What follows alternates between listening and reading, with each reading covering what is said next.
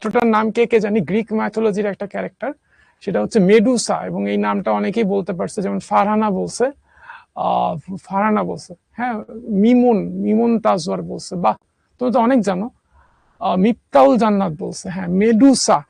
মেডুসারা ছিল 3 বোন, তার 2 বোন ছিল অমর, আর মেডুসাই ছিল একমাত্র মরণশীল।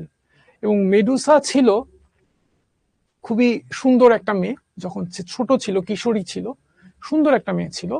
সে ছিল দেবী অ্যাথেনা, যার গল্প গত ক্লাসে বলছিলাম। অ্যাথেনার গল্প কার কার মনে আছে? হ্যাঁ, গ্রিসের রাজধানী যে অ্যাথেন্স, এই অ্যাথেন্স নামকরণটা হয়েছিল হচ্ছে এই অ্যাথেনার নাম অনুসারে।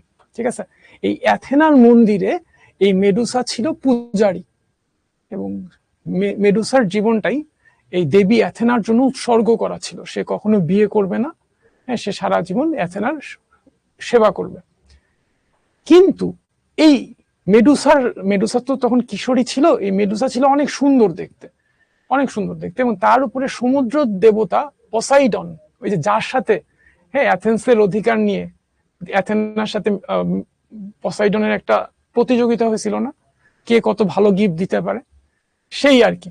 সেই পসাইডনের চোখ পড়ে এই মেডুসার উপরে, এবং পসাইডনের প্ররোচনায় দুজনের মধ্যে একটা রিলেশন বিল্ড আপ করে।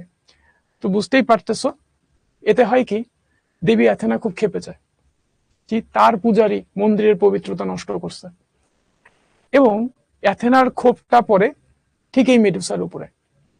চিন্তা করে দেখো, এখানে কিন্তু মেডুসা হচ্ছে ভিকটিম, হ্যাঁ, এখানে পসাইডনই হচ্ছে মূল হোতা, বাট পসাইডন তো অনেক শক্তিশালী দেবতা, এবং পসাইডনের উপরে দেবীর কোনো ক্ষোভ হইলো না, ক্ষোভটা হলো কার উপরে, যে আসলে ভিকটিম, যে আসলে ভুক্তভোগী, তার উপরে।